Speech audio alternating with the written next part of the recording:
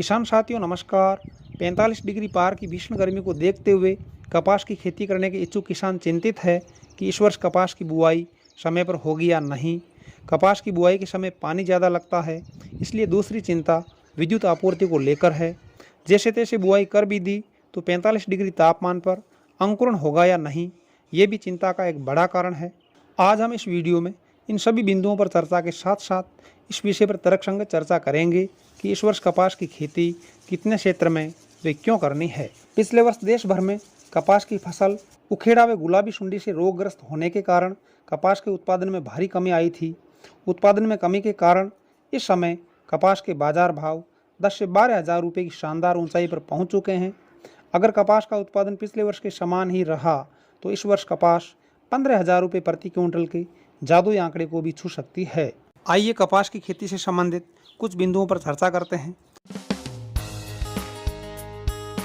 सिंचित क्षेत्रों में कपास की बुआई का उचित समय मई का महीना है।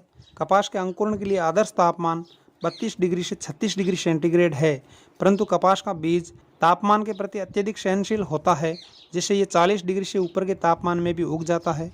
अत्यधिक तापमान में उगने की क्षमता के कारण ही कभी महाराष्ट्र व गुजरात की फसल मानी जाने वाली कपास राजस्थान के रेतीले धोरों में किसानों की आर्थिक समृद्धि का आधार बन रही है। तापमान 45 डिग्री के ऊपर हो तो बीज बोने के पहले वे बाद में गहरी सिंचाई करें ताकि जमीन का तापमान कम हो जाए। कपास के सभी बीज एक साथ जर्मिनेट नहीं होते हैं। कई बीज बुआई के चौथे से 10वें दिन तक उगते रहते हैं, अतः सभी बीज उगने तक प्रतिदिन हल्की सिंचाई करते रहना है। सिंचाई सुबह व शाम के समय ही करनी है, इस बात का विशेष ध्यान रखना है।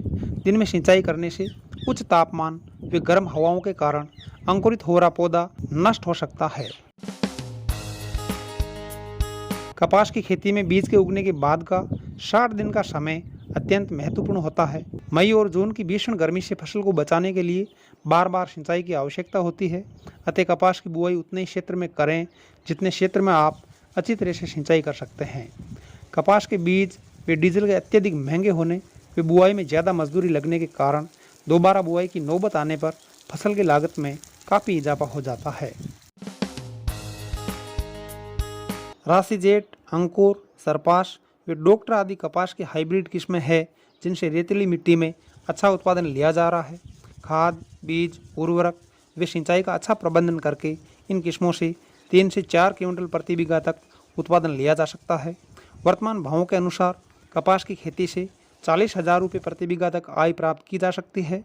रेतीली मिट्टी में कपास की खेती से संबंधित 2 वीडियो चैनल पर हाल ही में अपलोड हुए हैं, जिन्हें देखना आपके लिए काफ़ी उपयोगी साबित होगा। वीडियो में अंत तक बने रहने के लिए आपका तहे दिल से शुक्रिया। बहुत बहुत धन्यवाद।